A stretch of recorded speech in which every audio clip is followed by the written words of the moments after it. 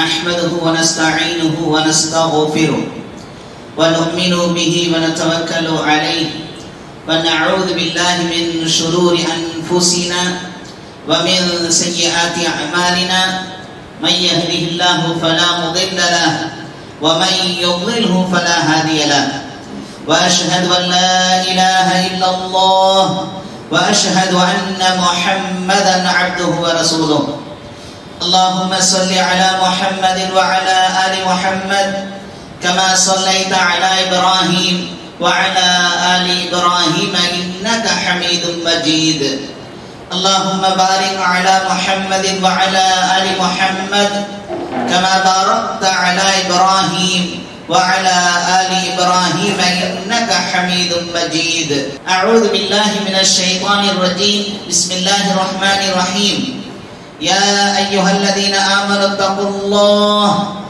حق تقاته ولا تموتن إلا وأنتم مسلمون وقال تعالى يا أيها الناس اتقوا ربكم الذي خلقكم من نفس واحدة وخلق منها زوجها وبث منهما رجالا كثيرا ونساء واتقوا الله الذي تساءلون به والأرحام إن الله كان عليكم رقيبا وقال تعالى يا أيها الذين آمنوا اتقوا الله وقولوا قولا سديدا يصلح لكم أعمالكم ويغفر لكم ذنوبكم ومن يطع الله ورسوله فقد فاز فوزا عظيما إن أحسن الحديث كتاب الله خير الهدي هدي محمد صلى الله عليه وسلم وشر الأمور محدثاتها كل محدثة بدعة وكل بدعة ضلالة وكل ضلالة في النار رب اشرح لي صدري ويسر لي أمري واحلل عقدة من لساني يفقهوا قولي கண்ணியத்திற்குரிய அல்லாஹ்வின் நல்லடியார்களே, இஸ்லாமிய சகோதர சகோதரிகளே, அல்லாஹ் இந்த தீனை நமக்கு தேர்ந்தெடுத்து வைத்திருக்கிறான். இன்ன தீன இன்தல்லாஹில் இஸ்லாம் என்று சொல்லக்கூடிய அல்லாஹ்வுடைய மிகச்சிறந்த ஒரு மார்க்கமாக இந்த மார்க்கத்தை நமக்கு தந்திருக்கிறான். இந்த மார்க்கத்திலே நாம் பல நம்பிக்கைகளை கொள்ள வேண்டும் என்றும் அல்லாஹ் தஆலா நமக்கு படித்திருக்கிறான். அந்த அடிப்படையிலே மறுமையை பற்றிய நம்பிக்கை நமக்கு நன்றாக தெரியும். நாமெல்லாம் இறந்ததற்கு பின்னால், இந்த உலகம் முடிந்ததற்கு பின்னால், இந்த உலகம் முற்றிலுமாக அழிக்கப்பட்டதற்கு பின்னால் இறைவனின் சமூகத்திலே நாமெல்லாம் எழுப்பப்பட்டு நாம் செய்த நன்மை தீமைகளுக்கு கூலியோ அல்லது தண்டனையோ வழங்கப்படக்கூடிய ஒரு நாளாக மறுமை நாள் இருப்பது என்பதை நாம் அறிந்திருக்கிறோம். இந்த நாளை பற்றிய சில சிந்தனைகளை மற்றும் இது ஏற்படுத்தக்கூடிய தாக்கங்களை பற்றி உங்கள் மத்தியிலே இன்று நான் சில விஷயங்களை கூற ஆசைப்படுகின்றேன். அந்த ஆகிரத் என்று சொல்லக்கூடிய மறுமை நாளில் நடக்கக்கூடிய நிகழ்வுகளை எல்லாம் பல பயான்களிலே நாம் கேட்டிருக்கலாம். ஆனால் இந்த மறுமை நாள் நமக்கு எத்தகைய தாக்கத்தை ஏற்படுத்த வேண்டும், எத்தகைய சிந்தனையை நம்முடைய உள்ளத்திலே ஆழமாக பதிக்க வேண்டும் என்கிற சில தகவல்களை மட்டும் இன்று உங்கள் மத்தியிலே கூற ஆசைப்படுகின்றேன். அல்லாஹ் சூரத்துல் ஜில்சாலிலே கூறுவான், இதா ஸுல்ஸிலத்தில் அர்து ஸில்ஸாலஹா வ அக்ரஜத்தில் அர்து அஸ்காலஹா என்று ஆரம்பிக்கக்கூடிய இந்த சூராவிலே அல்லாஹ் கூறுவான், பூமியில் இருக்கக்கூடிய எல்லாம் அழிக்கப்பட்டு, பூமியில் அவையெல்லாம் புதைக்கப்பட்டு, பூமி தன்னுள் புதைந்திருக்கக்கூடிய அனைத்தையும் துல்லியமாக எவையெல்லாம் அந்த பூமியில் புதைந்துபட்டு இருந்தனவோ ஆதம் அலைஹிஸ்ஸலாம் அவர்கள் முதல் அன்றைய நாள் வரை அத்தனையையும் அது அப்படியே வெளிக்கொண்டு வரக்கூடிய ஒரு நாள் அந்த ஆகிரத் என்று சொல்லக்கூடிய மறுமை நாள். அல்லாஹ் கூறுகின்றான், وَنُفِخَ فِي الصُّورِ فَصَعِقَ مَنْ فِي السَّمَاوَاتِ وَمَنْ فِي الْأَرْضِ إِلَّا مَنْ شَاءَ اللَّهُ ثُمَّ نُفِخَ فِيهِ أُخْرَى فَإِذَا هُمْ قِيَامٌ يَنظُرُونَ என்பதாக அல்லாஹ் தஆலா குர்ஆனிலே கூறுகின்றான். சூர் ஊதப்பட்டு விட்டால், சூர் ஊதக்கூடிய மலக்குகள் அந்த சூரை ஊதிவிட்டால் வானங்களில் உள்ளவர்களும் பூமியில் உள்ளவர்களும் மூர்ச்சியாகி விடுவார்கள். அவர்கள் அத்தனை பேரும் மரணித்து விடுவார்கள், அல்லாஹ் நாடிய சிலரை தவிர. பிறகு மறுமுறை அது அந்த சூர் ஊதப்பட்டதும் உடன் அவர்கள் யாவரும் பார்க்கக்கூடிய நிலையிலே அவர்கள் அத்துணை பேரும் எழுந்து நிற்பார்கள் என்பதாக அல்லாஹ் தஆலா மறுமை நாளை வர்ணிக்கின்றான் குர்ஆனிலே. அன்பார்ந்த சகோதரர்களே, முதல் ஊதப்பட்டவுடன் இந்த உலகத்தில் இருக்கக்கூடிய அனைத்தும் அழிக்கப்பட்டு மண்ணோடு மண்ணாக அவையெல்லாம் அப்படியே மூழ்கடிக்கப்பட்டு மீண்டும் ஒரு சூர் ஊதப்பட்டவுடன் அல்லாஹ் தஆலா அந்த மறுமை நாளை அல்லாஹ் உண்டாக்குவான். மிக நீண்ட நெடிய நாள், 50,000 ஆண்டு காலம் எவ்வளவு நீண்ட நெடிய ஒரு காலமாக இருக்கிறதோ அவ்வளவு நீண்ட காலமாக அந்த ஒரு நாள் 24 மணி நேரம் அல்ல. அந்த நாளில் நடக்கக்கூடிய அந்த நடவடிக்கைகள், நிகழ்வுகள், இவற்றையெல்லாம் நாம் பல பயான்களிலே கேட்டிருப்போம். அல்லாஹ் தஆலா குர்ஆனில் கூறுகின்றான், அந்த நாளிலே விரல் ரேகைகளை கொண்டு வருவேன். விரல் ரேகை என்று சொன்னால் தம் இம்ப்ரஷன் என்று சொல்லக்கூடிய இந்த விரல் ரேகை இருக்கிறது அல்லவா, இந்த விரல் ரேகையை கொண்டு வருவேன். இந்த உலகத்திலே பிறந்திருக்கக்கூடிய எத்தனை மனிதர்கள் இருக்கிறார்களோ அத்துணை மனிதர்களுக்கும் தம் இம்ப்ரஷன் சேமாக இருப்பது கிடையாது. மிகப்பெரிய ஆச்சரியம், அல்லாஹ்வுடைய அத்தாட்சிகளில் ஒன்று இது. எத்தனை கோடான கோடி எத்தனை மக்கள் ஆதம் அலைஹிஸ்ஸலாம் முதற்கொண்டு இப்பொழுது பிறக்கக்கூடிய குழந்தை வரை மறுமை நாள் வருவதற்குரிய அந்த நாளுக்கு முன்னால் பிறக்கக்கூடிய குழந்தை வரை அத்துணை குழந்தைகளுக்கும் இருக்கக்கூடிய தம் இம்ப்ரஷன் வித்தியாசமாய் அல்லாஹ் மிகப்பெரிய ஒரு ஜெனடிக் இன்ஜினியராக இருந்து கொண்டிருக்கிறான். அல்லாஹ் அப்படி படைப்பதில் மிக துல்லியத்தை அல்லாஹ் வைத்திருக்கிறான். அல்லாஹ் கூறுகிறான், நான் விரல் ரேகையை கொண்டு வருவேன். அதற்கு என்ன விளக்கத்தை தருகிறார்கள் தெரியுமா? அந்த விரல் ரேகைக்கு சொந்தக்காரர்களாக இருக்கக்கூடிய அத்துணை நபர்களையும், யார் ஆதம் அலைஹிஸ்ஸலாம் அவருடைய காலத்திலிருந்து அந்த மறுமை நாள் வரை இருக்கிறார்களோ அத்துணை நபர்களையும் நான் அங்கே கொண்டு வருவேன், கொண்டு வந்து நிறுத்துவேன் என்பதாக அல்லாஹ் கூறுகிறான் என்பதாக இந்த ஆயத்திற்கு விளக்கத்தை தருகிறார். அன்பார்ந்த சகோதரர்களே, வேடிக்கையாக கேட்டான். உமையா இப்னு கல்ப் என்று சொல்லக்கூடிய ஒருவன் கேட்டான். மக்கி போன ஒரு எலும்பு துண்டை எடுத்து கேட்டான் நபி ஸல்லல்லாஹு அலைஹி வஸல்லம் அவர்களிடத்திலே, என்ன இதனையுமா உமது இறைவன் அல்லாஹ் மீண்டும் உயிர் கொடுத்து எழுப்புவான்? ஆம். அது மாத்திரமல்ல, அல்லாஹ் கூறுகிறான், விரல் ரேகையை கொண்டு வருவேன். ஆக அத்தனையும் மக்கி போன அனைத்தையும், எவையெல்லாம் பூமியில் புதைந்து போய்விட்டனவோ அவை அனைத்தையும் அல்லாஹ் தஆலா அந்த மறுமை நாளில் கொண்டு வருவான் என்பதாக நபி ஸல்லல்லாஹு அலைஹி வஸல்லம் அவர்கள் கூறுகிறார். அன்பார்ந்த சகோதரர்களே, இந்த மறுமை நாள் எதற்கு இருக்க வேண்டும்? மறுமை நாள் என்ற ஒன்று தேவைதானா? அல்லாஹ் குர்ஆனிலே கூறுகின்றான், அல்லதி خلقல் மௌத வல் ஹயாத லியப்லுவக்கும் அய்யுக்கும் அஹ்ஸனு அமலா. அல்லாஹ் தஆலா குர்ஆனிலே கூறுகின்றான், உங்களிலே எவர்கள் செயலால் மிக்க அழகானவர் என்பதை சோதிப்பதற்காகத்தான் அல்லாஹ் தஆலா மரணத்தையும் ஜீவியத்தையும் அல்லாஹ் தந்திருக்கிறான். அன்பார்ந்த சகோதரர்களே, இந்த உலகிலே பிறக்கக்கூடிய இந்த பிறப்பும், இந்த உலகத்திலே மடியக்கூடிய அந்த இறப்பும் அல்லாஹ் தஆலா நமக்கு சோதனையாக ஆக்கி வைத்திருக்கிறான். எப்படி இவன் வாழ்கிறான் என்பதை சோதிப்பதற்காக அல்லாஹ் தஆலா இந்த வாழ்க்கையை தந்திருக்கிறான். அதனால நபி ஸல்லல்லாஹு அலைஹி வஸல்லம் அவர்கள் இப்படி கூறுவார்கள், அத்துன்யா சிஜ்னுல் முஃமின் வ ஜன்னத்துல் காஃபிர். முஃமின்களுக்கு இந்த துன்யா இருக்கிறது அல்லவா, இது சிறைச்சாலை.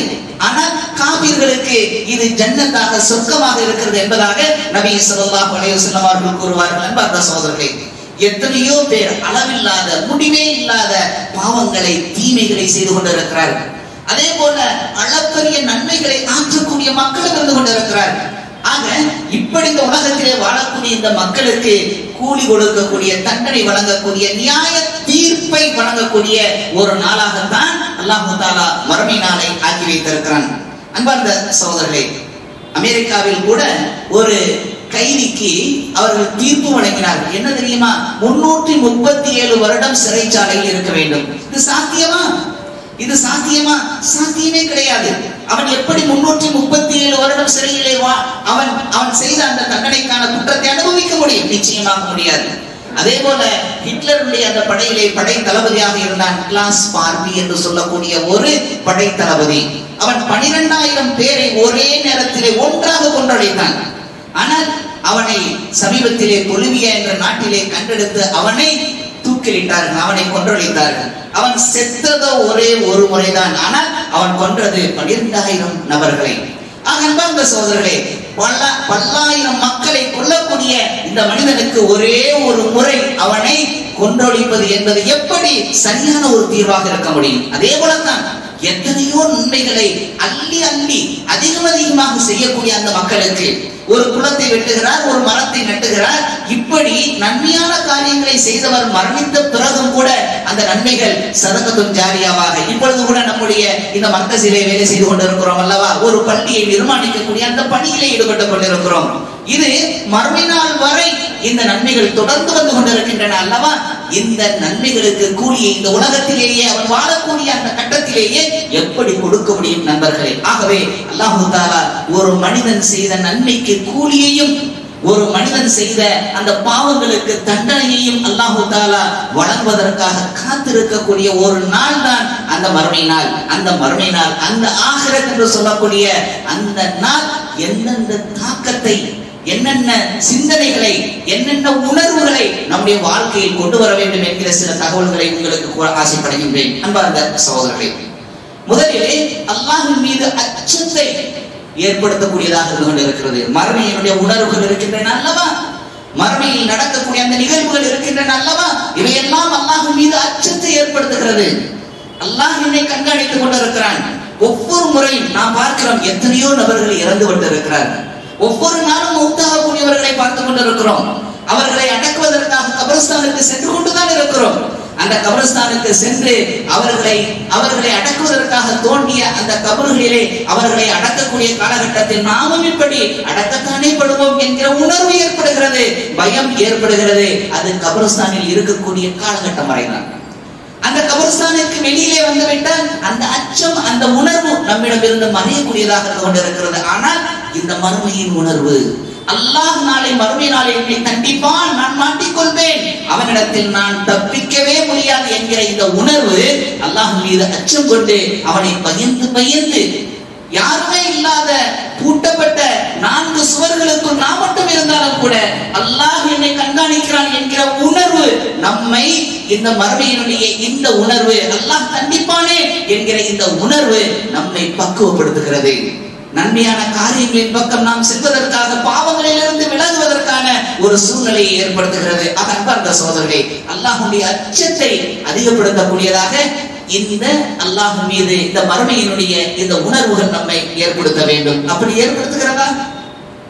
நம்முடைய மறுமை உணர்வுகள் அல்லாஹ்வை அதிகமாக அஞ்சி வாழக்கூடிய ஒரு நிலையில் நம்மை ஆக்கி இருக்கிறது என்று சொன்னால் அல்ஹம்துலில்லாஹ். அப்படி இல்லை என்று சொன்னால் நம்முடைய காரியங்கள் எப்பொழுதும் போலத்தான் நடக்கிறது, எந்த கவலையும் கிடையாது. அல்லாஹ்வுக்கு பயந்து அவன் சொன்ன அந்த அடிப்படையில் ஹராம் ஹலாலை பேணியவர்களாக, வாயை பேணியவர்களாக நாம் நம்முடைய காரியங்களை, வாழ்க்கையை நடத்தி கொண்டிருக்கிறோமா என்பதை சிந்தித்து பாருங்கள். அன்பார்ந்த சகோதரர்களே, இந்த பயம் நமக்கு வர வேண்டும். அல்லாஹ் கூறுகின்றான், வமயத்தகில்லாஹ யஜஅல் லஹு மக்ரஜா. யார் அல்லாஹ்வை பயந்து தன்னுடைய வாழ்க்கையின் ஒவ்வொரு நிலைகளிலும் ஆக்கிக் கொள்கிறார்களோ அவர்களுக்கு வரக்கூடிய எல்லா கஷ்ட நஷ்டங்களையும் போக்குவதை அல்லாஹ் தன் மீது அஜலாக்கி கொண்டான், தன் மீது கடமையாக்கி கொண்டான் என்பதாக அல்லாஹ் கூறுகின்றான். அந்த நிலையில் அல்லாஹ்வை பயந்து வாழக்கூடியவர்களாக இந்த மறுமையினுடைய உணர்வை ஏற்படுத்த வேண்டும், இந்த தாக்கத்தை ஏற்படுத்த வேண்டும். இரண்டாவதாக, மறுமையின் கூலிகளுக்கு ஆசைப்பட வேண்டும். மறுமையிலே அல்லாஹ் இந்த கூலியை தருகிறான். மறுமையிலே சொர்க்கத்தின் அந்தஸ்துகள் 100, அதில் சொர்க்கத்தின் உயர்ந்த அந்தஸ்தான ஜன்னத்துல் ஃபிர்தௌஸிலே நான் இருக்க வேண்டும். அந்த கட்டில்களிலே, அந்த மஞ்சங்களிலே அல்லாஹ் வழங்கக்கூடிய அந்த ரிவார்டுகளை எல்லாம், கூலிகளை எல்லாம் பூரணமாக அனுபவிக்கக்கூடிய நிலையிலே அல்லாஹ் என்னை ஆக்க வேண்டும் என்கிற அந்த ஆசை நமக்கு இருக்கிறதா? மறுமை அப்படிப்பட்ட உணர்வை நமக்கு ஏற்படுத்த வேண்டும். ஆகவே அன்பார்ந்த சகோதரர்களே, இப்படி ஆசை இருந்தால் தான் நன்மைகளை புரிவது, பாவங்களிலிருந்து விலகி இருக்கக்கூடிய அந்த தன்மைகளை நம்மை வேகப்படுத்தக்கூடியதாக இருந்து கொண்டிருக்கும். அன்பார்ந்த சகோதரர்களே, பத்ர் யுத்தம் நடக்கிறது. பத்ர் யுத்தத்தின் போது ஹுமைர் இப்னு அல்-ஹுமாம் ரலியல்லாஹு அன்ஹு அவர்கள் வருகிறார்கள். நபி ஸல்லல்லாஹு அலைஹி வஸல்லம் அவர்களுக்கு பக்கத்தில் இருந்து கொண்டிருக்கிறார்கள். அந்த பத்ர் யுத்தம் வேகமாக நடக்கக்கூடிய அந்த காலகட்டத்தில் நபி ஸல்லல்லாஹு அலைஹி வஸல்லம் அவர்கள் கூறுகிறார்கள், தோழர்களே, சொர்க்கத்தின் பக்கம் விரைந்து வாருங்கள். நபி ஸல்லல்லாஹு அலைஹி வஸல்லம் அழைக்கிறார்கள். உடனே இந்த உமைர் இப்னு அல்-ஹுமாம் ரலியல்லாஹு அன்ஹு அவர்கள் என்ன சொல்கிறார்கள் தெரியுமா? ஆஹா ஆஹா என்று அவர்கள் தன்னுடைய வாயிலிருந்து வார்த்தையை சொன்னவுடன் நபி ஸல்லல்லாஹு அலைஹி வஸல்லம் கேட்கிறார்கள், என்னுடைய தோழரை ஏன் ஆஹா ஆஹா என்று கேட்கிறீர்கள் என்று சொன்னபோது அவர் சொல்கிறார், யா ரசூலுல்லாஹ், நானும் சொர்க்கவாசிகளில் ஒருவராக ஆக ஆசைப்படுகிறேன். சொன்ன உடனேயே நபி ஸல்லல்லாஹு அலைஹி வஸல்லம் அவர்கள் என்ன சொன்னார்கள் தெரியுமா?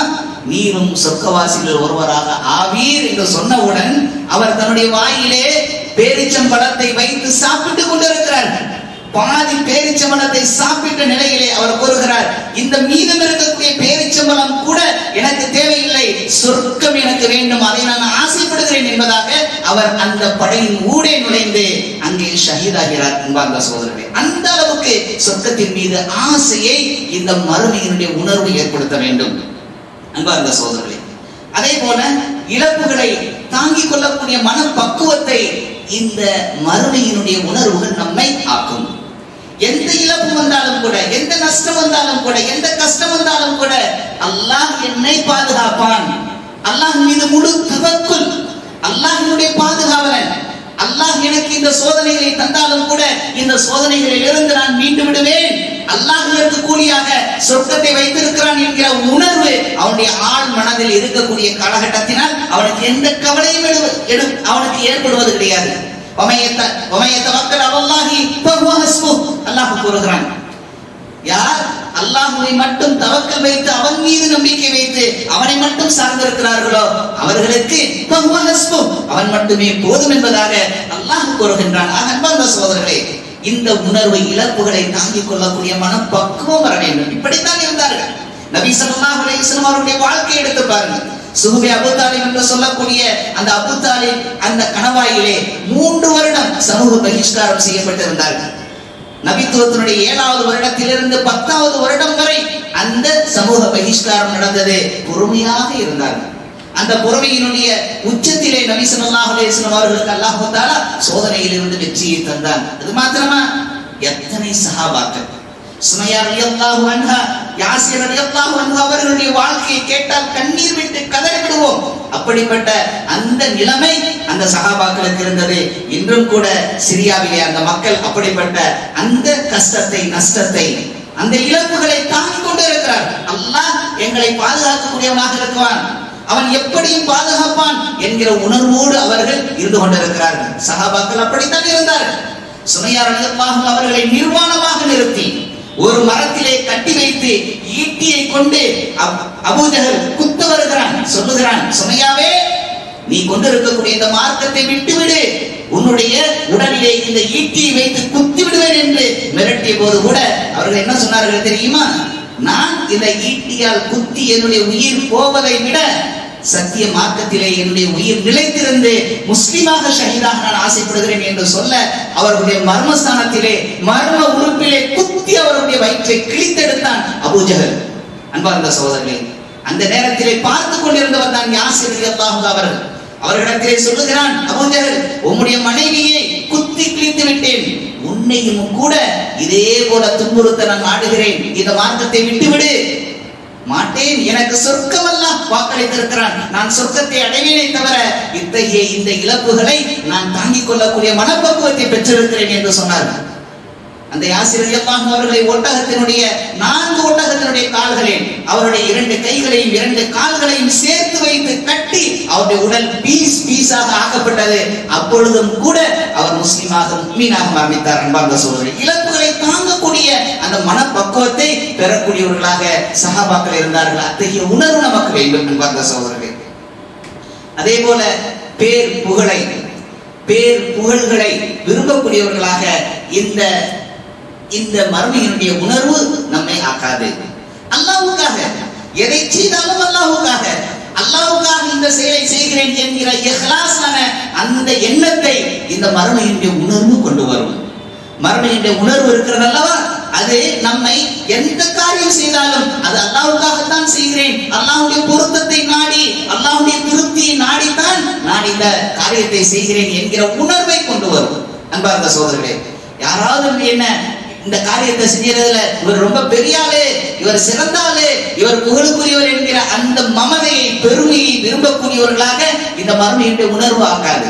எந்த நிலையிலும் ஒரு பைசா, ஒரு காசு எங்கிருந்து வந்தாலும் அந்த காசை எல்லாம் பாதுகாத்து அல்லாஹ்வுடைய அந்த பயத்திலே அல்லாஹ்விடத்திலே கிடைக்கக்கூடிய அந்த கூலியை நாடியவனாக இஹ்லாஸோடு செயல்படக்கூடியவனாக அந்த மனிதன் இருப்பான். ஆகவே அன்பார்ந்த சகோதரர்களே, இஹ்லாஸோடு வாழக்கூடிய அந்த உணர்வை இந்த மறுமையினுடைய நிலைமை ஏற்படுத்தக்கூடியதாக இருக்கிறது. நீங்கள் எல்லாம் கேள்விப்பட்டிருப்பீர்கள், நான் கூட சொல்லி இருக்கலாம். முஹம்மது இப்னு மஸ்லமா ரலியல்லாஹு அவர்கள் ஒரு ரோமருடைய கோட்டையை வெற்றி கொள்வதற்காக நபி ஸல்லல்லாஹு அலைஹி வஸல்லம் அவர்களால் அனுப்பப்பட்டு அந்த ரோமருடைய கோட்டையை முற்றுகையும் இடுகிறார்கள். முற்றுகையிடக்கூடிய அந்த காலகட்டத்திலே அந்த கோட்டையை, அந்த முற்றுகையிடப்பட்ட அந்த கோட்டையை உள்ளே சென்று எதிரிகளை தாக்கக்கூடிய அந்த வழி தெரியாமல் திணறிக் கொண்டிருக்கிறார்கள். அப்பொழுது அவர்களுக்கு ஒரு செய்தி கிடைக்கிறது, இந்த கோட்டையினுள் ரகசியமாக ஒரு வழி இருக்கிறது, ஒரு ஓட்டை இருக்கிறது. ஒரு ஆள் மட்டுமே உள்ளே நுழைந்து அங்கே சென்றால் அந்த ரகசிய வழியை அடைந்து அங்கே சென்று அந்த மூடப்பட்டிருக்கக்கூடிய அந்த கதவனுடைய அந்த தாழ்பாளை அவர் நீக்கினால் இந்த கூட்டமெல்லாம் உள்ளே சென்று ரோமர்களை வென்றுவிடலாம் என்ற ஐடியாவை தந்தபோது எல்லோரும் அப்படியே அந்த வழியை தேடிக்கொண்டிருக்கிறார்கள். திடீரென்று கதவு திறக்கிறது. கதவை திறந்து விட்டேன், வாருங்கள் வெற்றி கொள்ளலாம் என்ற அழைப்பும் கேட்கப்படுகிறது. எல்லோரும் உள்ளே சென்று அந்த ரோமர்களை வெற்றியும் கொண்டார்கள். கேட்கிறார் முஹம்மது இப்னு மஸ்லமா ரலியல்லாஹு அவர்கள் கேட்கிறார், யார் இந்த கோட்டையினுள் சென்று அந்த கோட்டையினுடைய கதவை திறந்தது என்று கேட்கிறார். ஆனால் யாரும் பதில் சொல்லாமல், யாருமே முன்வரவில்லை. நான் தான் திறந்தேன் என்று யாருமே வரவில்லை.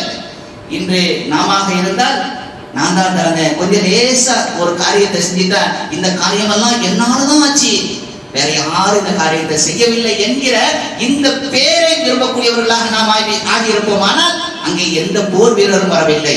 கூடாரத்திலே முஹம்மது இப்னு மஸ்லமா ரலியல்லாஹு அவர்கள் இருந்து கொண்டிருக்கிறார்கள். அந்த நேரத்திலே ஒரு போர் வீரர் முகத்தை எல்லாம் கருப்பு துணியால் மூடியபடி குதிரையிலே வந்து இறங்குகிறார். வாயில் காப்பாளர் கேட்கிறார், என்ன வேண்டும்?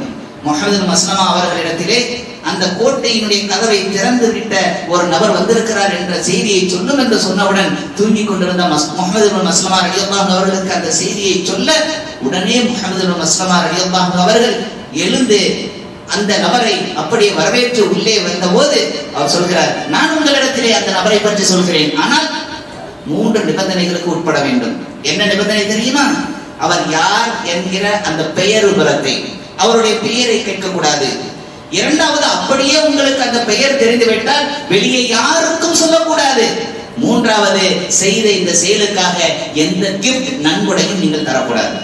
இந்த 3 நிபந்தனையை கேட்டபோது நான் அதற்கு ஒத்துக்கொள்கிறேன் என்று சொன்ன போது அந்த காரியத்தை நான் தான் செய்தேன் என்று அவர் சொல்லிவிட்டு உடனே மறைந்து விட்டார். இன்றளவும் வரலாற்றிலே அந்த கதவினுடைய அந்த ஓட்டையை உள்ளே சென்று அந்த கதவுடைய அந்த கதவை திறந்து விட்டது யார் என்பது தெரியாது. ஆகவே அன்பார்ந்த சகோதரர்களே, இந்த அளவுக்கு இஹ்லாஸ் உள்ளதாக மறுமையினுடைய உணர்வுகள் ஆக்கக்கூடியதாக இருந்து கொண்டிருக்கிறது. அடுத்தது, மறுமையினுடைய உணர்வு எதை தூண்டக்கூடியதாக இருக்கிறது தெரியுமா?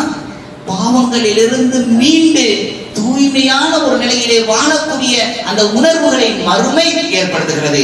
அல்லாஹ் என்னை தண்டிப்பான், நான் பாவம் செய்து விட்டேனே, தவறிழைத்து விட்டேனே, தீமைகளை புரிந்து விட்டேனே, இந்த நிலையில் நான் மறுமையில் அல்லாஹ்வுடைய சன்னிதானத்தில் பாவியாகத்தானே நிற்க முடியும். என்னுடைய பாவங்களை பற்றி அல்லாஹ் விசாரித்தால் நான் என்ன பதிலை சொல்ல முடியும் என்றல்லவா மனம் புழுங்கிக் கொண்டிருக்கும். ஆகவே அன்பார்ந்த சகோதரர்களே, இந்த மறுமையினுடைய இந்த நிலை, இந்த உணர்வு அவனை பாவங்களிலிருந்து மீளக்கூடிய ஒரு நிலைக்கு தள்ளும். தௌபா செய்வான், இஸ்திக்பார் செய்வான்.